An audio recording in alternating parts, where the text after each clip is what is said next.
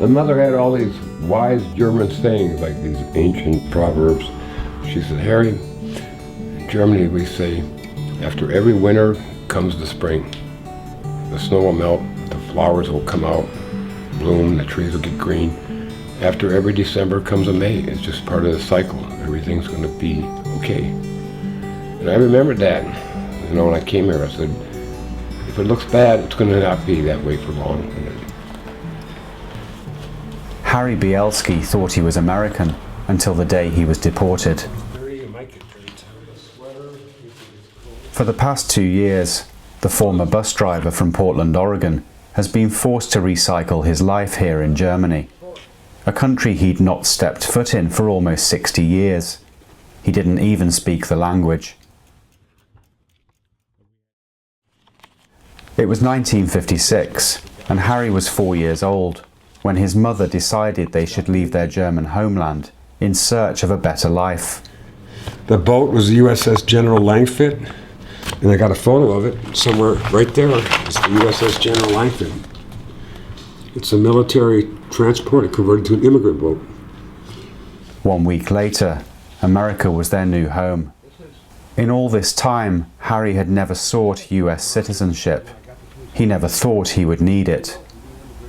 But after a brush with the law, on paper and in the eyes of US immigration, Harry was German and his destiny already set.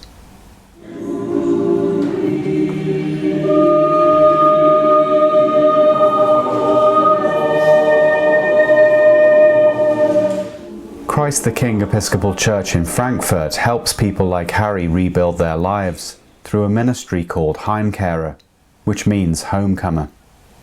Social workers and volunteers offer them support and guidance, and many of the returnees, as they're known here, become valued members of this community. They arrive here, they arrive at the airport, and hopefully some of the social workers will pick them up and at least get them first accommodation.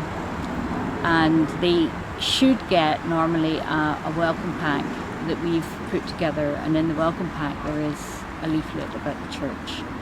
And because it's such a heartbreaking situation for them, we cushion the landing, we pick up the pieces, but I wish we didn't have to do it as often as we do.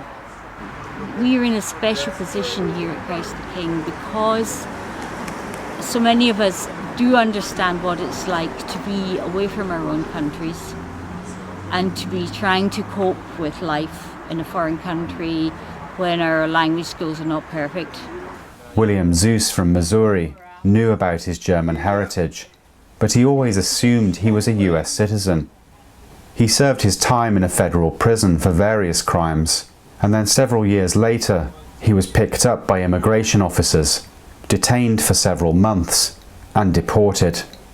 Yeah, if you wasn't born in the United States, make sure your paperwork's right, because don't trust anything, because I was told I was an American citizen after they took my green card and I did my military honorable discharge. They said no problem. And there wasn't a problem until 9/11, until 9/11. Then they changed the laws, didn't grandfather me, and here I am. He's not sure where he'd be now had he not found his way to Christ the King. To be honest, basically saved my life. See, it was all my life lived there, and then they say you got to go home. Never been here. Everything was gone. Excuse me. It's only take a minute, but everybody here helped, and this is now my family.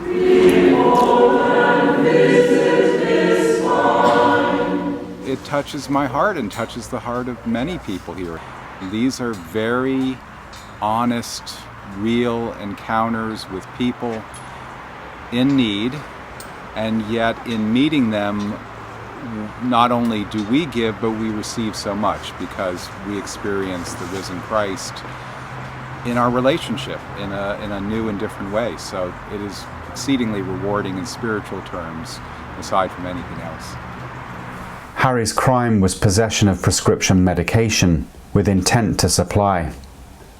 Following a 10-day prison sentence, he was transferred to an immigration detention centre, where he stayed for 590 days, fighting his deportation order to no avail. There are 400,000 people removed every year from the USA. Most of them are undocumented, but there are also 12 million legal permanent residents, LPR, that have documents and papers, and 80,000 of those are removed every year. I thought I was done with, I completed my sentence. That was it. I was okay. I didn't know there would be immigration consequences for my criminal conviction, as many of us don't. And yeah, a lot of us, probably none of us are angels. I mean, we're past criminals. But before you leave the States and are deported, your sentence is completed. And some of the men have been in prison 10, 15, 20 years. Looking through his papers are a bleak reminder that his punishment is a life sentence. You are prohibited from entering, attempting to enter, or being in the United States, semicolon. First one is for a period of 5 years from the date of your departure from the United States because you have been found deportable under Section 237. Then it goes down, I got the forever one. At any time. You are prohibited from coming back at any time because you have been found inadmissible or excluded because under Section so-and-so of the Act, an order removed, and you have been convicted of a crime designated as an aggravated felony. And that's why you appeal it. You do a post-conviction appeal. You want to change, you want to alter, modify, reduce, or cancel that conviction, or get it just to under, the sentence towards under a year of probation. Anything more than a year, it's into the drug crime, it's an aggravated felony. And you have to learn these laws because the government does not give you a lawyer at their expense. This reality is particularly painful when he's not able to visit dying relatives or pay his last respects to friends and family in person. My brother died of cancer. He was in a veterans hospital. And then my sister passed away. My hope was to go back, put some flowers on the graves, but in a way it's good I didn't have to be with them in their last days and see them suffer.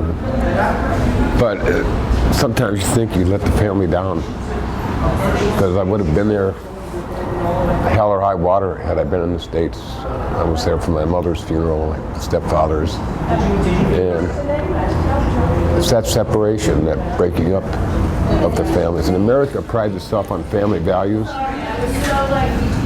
and the American people don't know what's going on. Harry is determined to make the most of his new life here, and he's claimed his own ministry in doing what he can for his fellow deportees. Now, I tell the men and women here, move on, do the best you can here, make a new life, volunteer for the community, attend a church of your choice, do good things, because by moving ahead, this may be one way for you to go back, because in our categories as dangerous offenders, as aggravated felons, most of us with a permanent bar, they use two criteria. You are a potential terrorist, or a threat to the community, or a flight risk. Well, if you show them that you have a place to stay here, that you have a job, you're going to school, by making a better life here, you're showing that you're not a bad person that much back there. And there's us. And change is going to come through the undocumented people that are living in the States right now. That's because they're there. Once you're removed, you're out of the equation.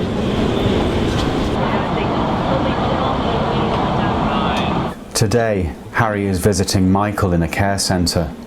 Michael's crime may well be more severe, but the immigration and deportation story are very similar. Well, all of us have underlying crimes, but some of them are categorized as misdemeanors, some are felonies, some are aggravated felonies. Mine was murder, 2nd degree. I killed my mother because she had cancer. Terminal. She wasn't expected to live a year. I only got 18 years for it. I went from prison to immigration because I had a detainer on me. When I was An ICE detainer? Yeah, ICE detainer. And Immigration Customs Enforcement. yeah, they put a detainer on me. in That's what- 95. That's what they put on me when I was in the 2 hours in the county jail. They hold you. Did you feel like you were a German citizen? I feel like I'm an American. That's all I know. That's all I know. Yep. And I lived in America for 40-something years. But you never became naturalized American. No. Why didn't you? I don't know. Well, that's the question that's always Yeah, asked. yeah. I don't know. Did you know? You knew you weren't a citizen, No. but you just felt like you were American. Yeah. But I'm not. Here I am. You're still American. You got that cowboy mentality. Take care, Harry. Yeah. I think he's happy. We all like to go back in our past, and we all want to return. Some more than others. And with that permanent bar that most of us have, you can't spend a lot of energy worrying about that and wanting what may not be possible. Harry knows he's made some bad decisions and that they've ultimately led him to this place. But in the midst of even the darkest moments, he's always managed to find the light. Fortunately, Christ the King was there for him, both as church and saviour. This is his new family, his Heimkehrer, his homecoming. For Episcopal News Service, I'm Matthew Davies.